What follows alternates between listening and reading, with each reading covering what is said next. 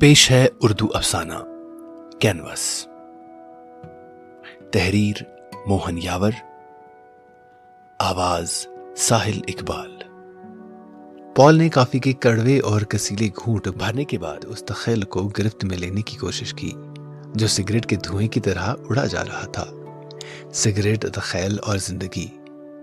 उसकी जिंदगी भी इस धुएं की मानंद थी जिसे पाने के लिए वो भाग रहा था, दौड़ रहा था, और जिंदगी आगे आगे भाग रही थी, दौड़ रही थी, और वो ताकुब कर रहा था। कॉफी का कप पीकर वो गोल्ड फ्लैग के सिगरेट का धुआं उड़ाने लगा।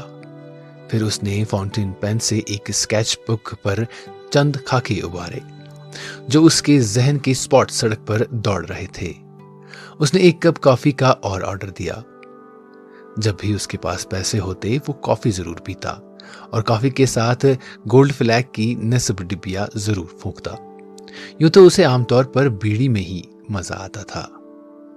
सिगरेट का धुआं उड़ाकर उसने कॉफी की चुस्की ली। उसकी निगाहों के सामने उसका घर घूमने लगा। उसकी मां कोई फिराक सी रही थी। मशीन रोककर कहने लगी, बेटा तूने ये क्या काम पकड़ लिया? कब तक तस्वीरों में रंग भरता रहेगा? तेरी जिंदगी सदा बेरंग ही रहेगी क्या? मां, जरा सब्र करो। कब तक सब्र करूं बेटा? घर में बहू आ जाती तो चैन से मर जाती, मगर तू कुछ कमाए भी। कौन देगा तुझे लड़की? मां, मुझे लड़की नहीं चाहिए। लड़की लड़की, दुनिया में कुछ और भी होता है लड़की के सिवा। अब तुझे मैं कैसे समझाऊं बेटा? कब तक मशीन चलाती रहूंगी? आंखें तो पहले ही साथ छोड़ चुकी हैं, अब हाथ भी जवाब देने लगे हैं। मैं थक गई हूं बेटा। मां, बेटा दोहराओ जुमले जो तुम कई बरसों से इस अभागन को सुनाते आ रहे हो कि जिंदगी संवर जाएगी मां, तस्वीरों का कोई कदरदान तो मिल जाने दो, फिर देखना चांदी ही चांदी होगी। बेटा मगर कब होगी चांदी? जब मैं दुनिया से उठ जाऊंगी। मां, और घर का माहौल धुंधला हो गया। मां चली गई। काफी ठंडी हो चुकी थी। उसने चुस्की ली और फिर सिगरेट सुलगाकर सोचने लगा। उसकी मां कितनी अच्छी है, दुख सुख सह लेती है मगर चीखती नहीं। कब से दुख सहती आ रही है मगर वो अब तक अपनी मां का हाथ भी न बटा सका। वो औरत घर का धंधा चला रही थी और वो मर्द होकर वो नाकारा नहीं तो और क्या है, निकम्मा। क्या सभी आर्टिस्ट निकम्मे होते हैं या उनको रोजगार नहीं मिलता? क्या उनका फन यूं ही सड़ता रहता है? क्या उनका कोई कदरदान नहीं होता? तस्वीरें यूं ही दीमक की चाट बन जाती हैं? क्या वो तमाम उम्र भूखे ही रहते हैं? कब तक वो अपनी बूढ़ी मां के कमजोर हाथों से कमाए हुए टुकड़ों पर जिंदा रहेगा? वो टुकड़े जिनमें उसकी मां की आंखों की रोशनी और हाथों की मेहनत रची हुई है। मगर इन रोटी के टुकड़ों का भी क्या भरोसा? जाने कब ये टुकड़े छिन जाएं। आखिर उसकी मां की जिंदगी का टिमटिमाता हुआ दिया बुझ जाएगा। फिर घर में बिल्कुल अंधेरा ही हो जाएगा। अंधेरा। कई बार वो इरादा बांध लेता कि वो आइंदा तस्वीरें नहीं बनाएगा। खून से संची हुई तस्वीरें आग की नजर कर देगा। ब्रश और रंग चूल्हे में फेंक देगा और चुपके से किसी दफ्तर में क्लर्क भर्ती हो जाएगा। क्लर्क नहीं, वो क्लर्क नहीं बन सकता। वो फिर दिन रात तस्वीरें बनाने लगा।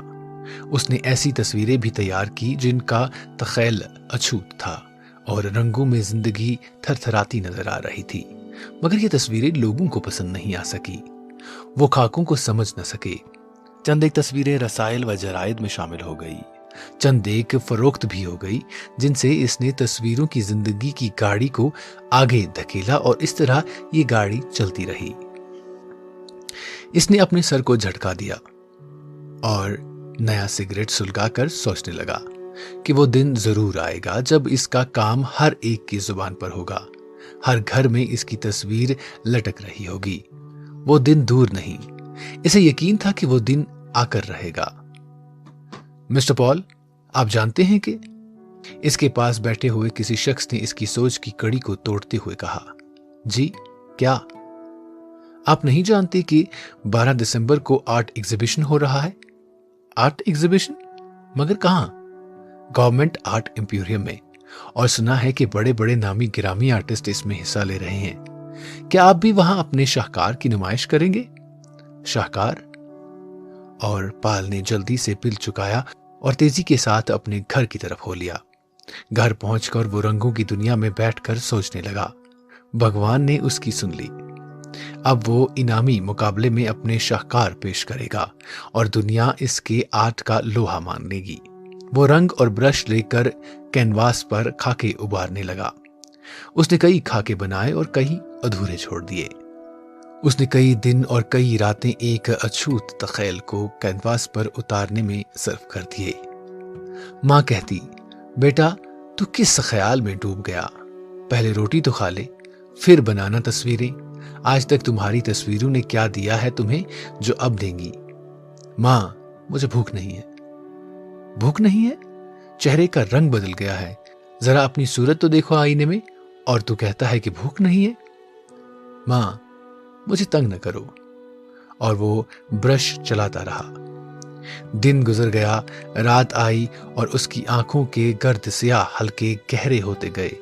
फिर सुबह हुई, फिर शाम। चेहरे का रंग जर्द पड़ता गया, नजर धुंधलाने लगी।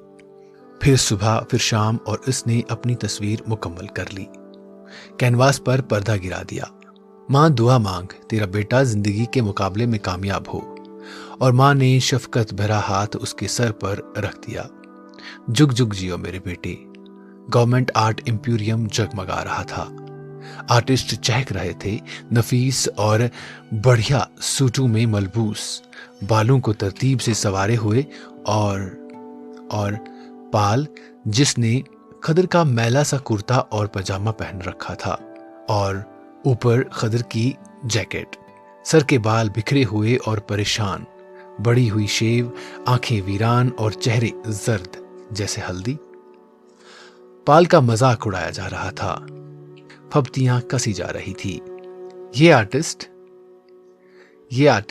ये मुंह और मसूर की दाल, कह कहे बुलंद हो रहे थे।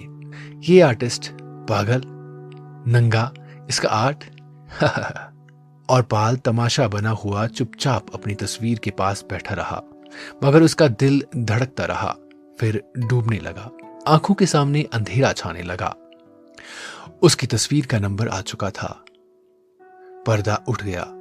हाल में सन्नाटा छा गया। कह कहे रुक गए। हंसी महरूम हो गई। नफीस और बढ़िया सूट मंदे पड़ गए, जैसे सब कुछ सांप सूख गया हो।